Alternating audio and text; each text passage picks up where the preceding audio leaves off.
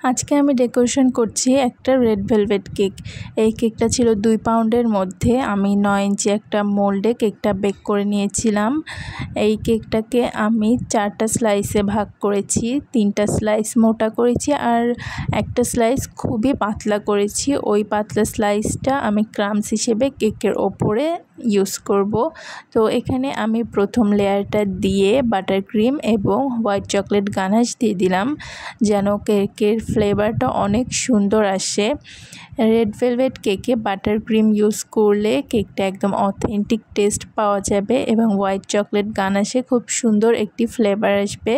আমি সেকেন্ড লেয়ারটা দিয়ে আবারও ক্রিম এবং হোয়াইট চকলেট গানাশ দিয়ে দিলাম। খুব সুন্দর করে কোটিং করে থার্ড লেয়ারটা দিয়ে আমি ক্রাম কোট করে নর্মাল ফ্রিজে রেখে দেব আধা ঘন্টার জন্য। আধা ঘন্টা পর বের করে এই কেকটিকে আমি ডেকোরেশন করা শুরু করে দেব। এই কেকটি ছিল লাভ শেপের মধ্যে, তো আমি এই কেকটা যেহেতু রাউন্ড শেপের মোল্ডে বেক করে নিয়েছিলাম, তাই আমি কেকটাকে সাইজ মতো কেটে একটা লাভ শেপ কেক করে নেব। রাউন্ড শেপের কেক থেকে লাভ শেপ কেক করা কিন্তু খুবই সহজ, মানে দুই সাইডে একটু কোনা করে কেটে ওপরে লাগিয়ে দিলেই কিন্তু খুব সুন্দর একটি লাভ শেপ চলে আসে। এই কেকটা ছিল অ্যানিভার্সারি কেক। এটা কোনো অর্ডারের কেক ছিল না, এটা আমার ভাই ভাবির অ্যানিভার্সারির জন্য আমি এই কেকটা গিফট হিসেবে নিয়ে গিয়েছিলাম। কেকটা আমি বোর্ডের মধ্যে এক কোনায় সেট করে দিচ্ছি। এখানে দেখতে পাচ্ছেন আমি অনেক বড় বোর্ড ইউজ করেছি, কারণ বোর্ডের ওপর আমি ডেকোরেশন করব। এই কেকটা 9 ইঞ্চি ছিল আর বোর্ডটা আমি নিয়েছি প্রায় 14 ইঞ্চির বোর্ড। তো এখানে এই কেকের বোর্ডের এক কোনায় কেকটা সেট করে দিয়ে আমি খুব সুন্দর করে ক্রিম কোট করে নিয়েছি এবং ওপরে কেকের ক্রাম্সটা দিয়ে আমি 6B নজেল দিয়ে কেকের সাইডে বর্ডার দিয়ে নিচ্ছি। 6B নজেল দিয়ে কেকের সাইডে বর্ডার দেওয়া কিন্তু খুবই সহজ। জাস্ট একটু ওপরে করে চাপ দিলেই খুব সুন্দর করে বর্ডারটা হয়ে যাবে। এবং ওপরে আমি কেকের ক্রাম্সগুলো প্রথমে একটু দিয়ে নিয়েছিলাম সাইজটা বোঝার জন্য, পরে আমি কেকের সাইড দিয়ে এবং একটা চামচ দিয়ে আমি এটা দিচ্ছিলাম। চামচ দিয়ে খুব সহজে এটা হয়ে যাচ্ছিল। হাত দিয়ে দেওয়ার থেকে আমার কাছে মনে হয়েছে চামচ দিয়ে দেওয়াটা বেশি সহজ হবে।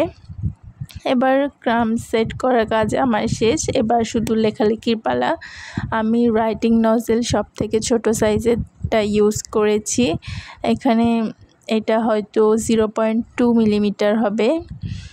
এখানে আমি কিছু বোর্ডের উপরে লিখে দিচ্ছি। ওইটা যেটা দিয়ে লিখছি ক্রিমটা, ওইটা আসলে চকলেট গানাশের সাথে ব্ল্যাক কালার মিক্স করেছি আর অল্প একটু ক্রিম দিয়ে একটু সেট করে নিয়েছিলাম নর্মাল ফ্রিজে।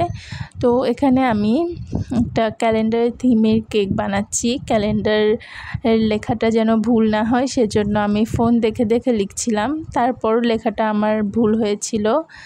আসলে লেখাটা খুব ছোট ছোট ছিল, এই জন্য লিখতে যে একটু সমস্যা হচ্ছিল। পরে আমি লেখাটা মুছে আবারও নতুন করে লিখে দিচ্ছিলাম। আর এই লেখাটা করতে কিন্তু আমার অনেক সময় লেগেছে।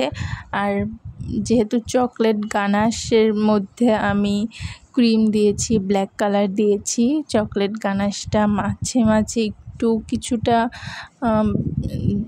ছিল, শক্ত ছিল, যার জন্য আমার রাইটিং নজেল দিয়ে মাঝে মাঝে বেরও হচ্ছিল না। তার জন্য আমার 2টা পাইপিং ব্যাগও নষ্ট হয়েছে।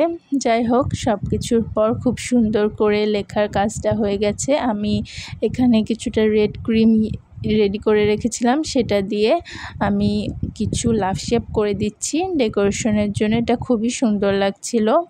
তারপর কেকের এক সাইডে যে ফাঁকা জায়গাটা আছে বোর্ডের ওপর, সেখানে আমি একটা গোলাপ ফুল সেট করে দিয়েছিলাম, সেটা অফ ক্যামেরায়, এবং কিছু সুগার বলস দিয়ে দিয়েছিলাম।